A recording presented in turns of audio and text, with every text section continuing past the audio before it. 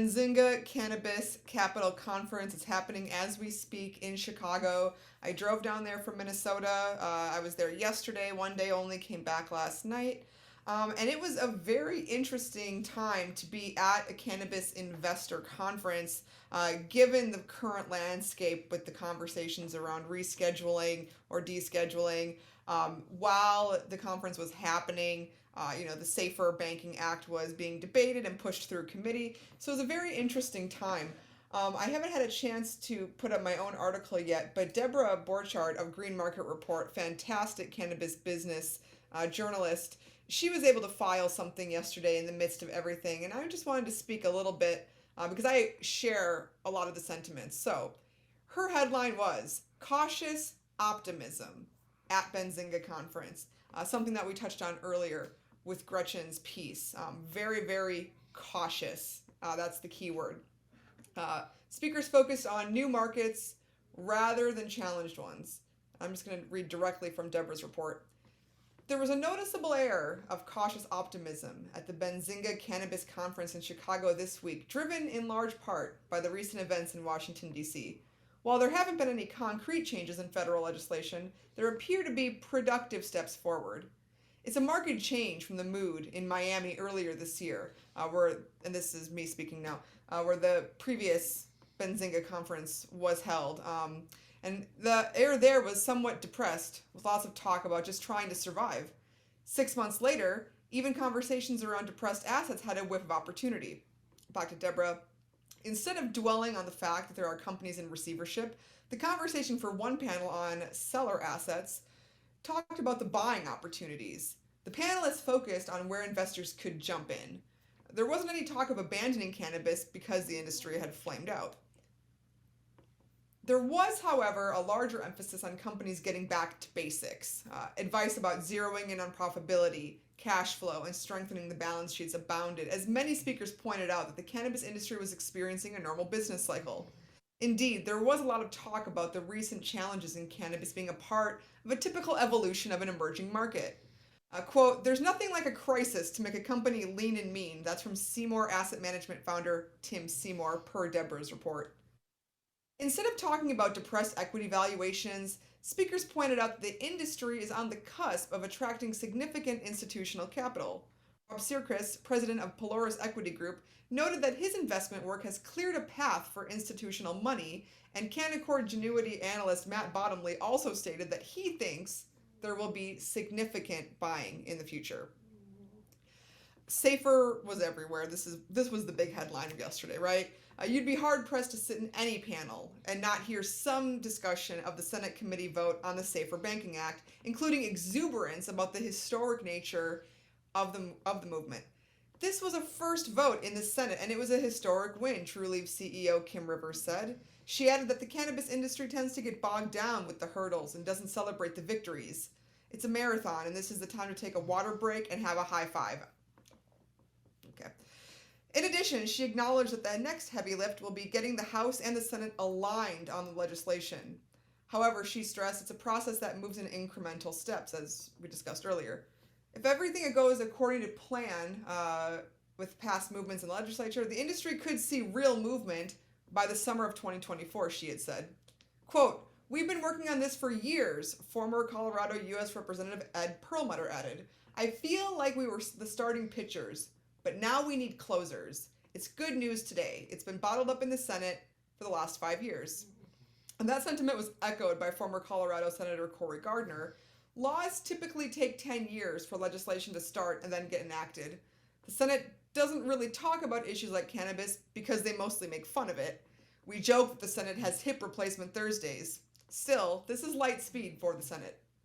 And as far as new markets go, attendees and speakers also focused more on new markets rather than the challenged ones. Sure, California was discussed and many shook their heads at the mess in the New York market, but that didn't stop excitement around Pennsylvania and Ohio.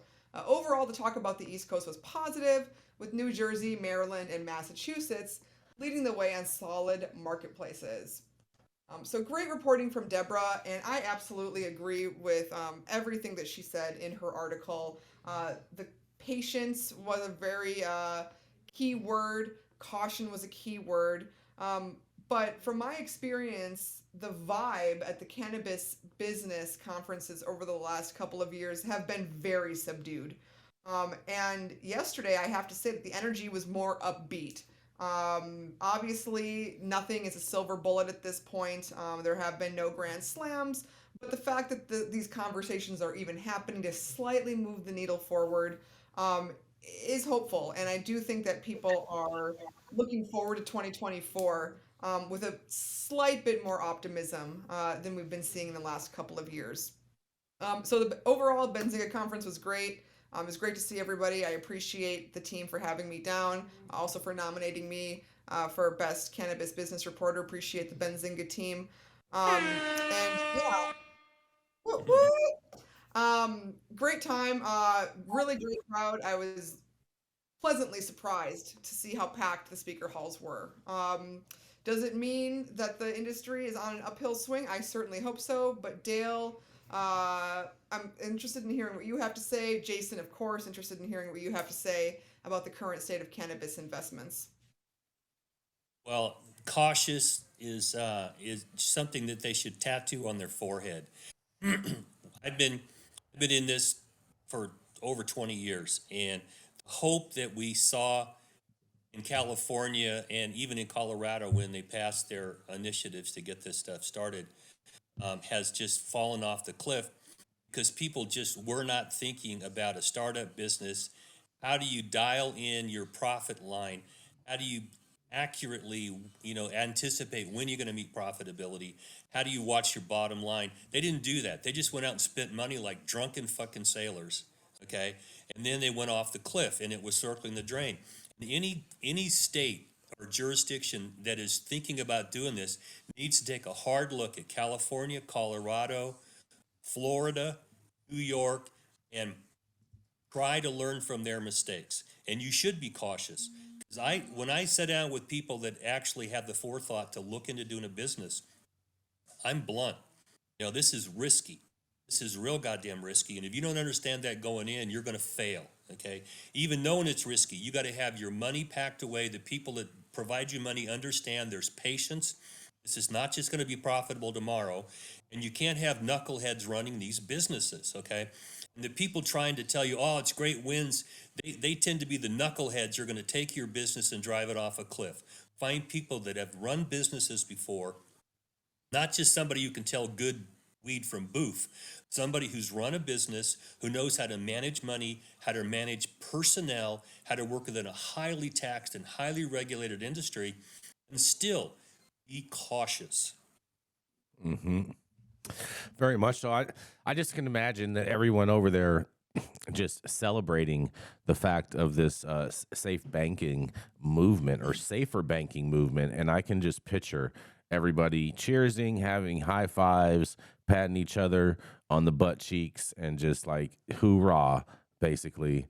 But I still want to know, where's the money, Lebowski? Where's the money? Let's start seeing some money pouring into cannabis because these businesses desperately need some financial relief. Yeah, and I don't think that it was, as Kim Rivers said, as joyous as she would have liked to see. I think people are realistic, right?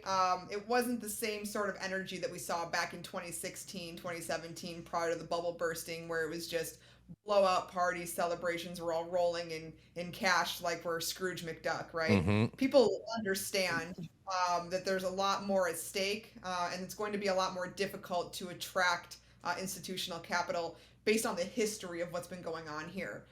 So while it is very, very cautious, I think people were realistic.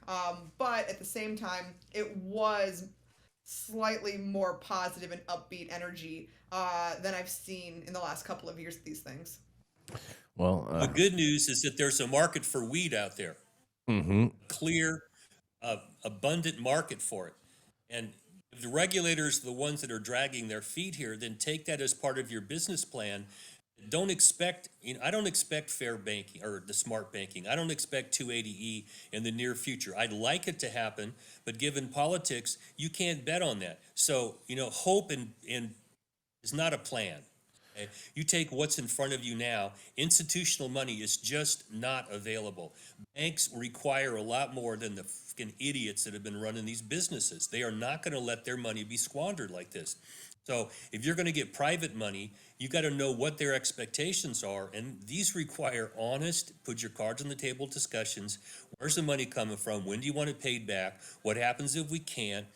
And not that I think attorneys are going to fix this, but I appreciate having a chance to sit down before you go out and get your business license and fail to try to put together a plan that's realistic. And how do you deal with the changing market and the hope that you're going to get federal relief? What do you do in the meantime? Mm-hmm.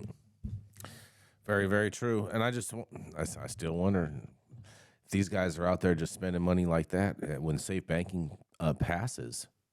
What are they going to be spending money like then? Hopefully, they're going to make it rain. But we'll see. We'll see. I'm going to remain hopelessly optimistic on this.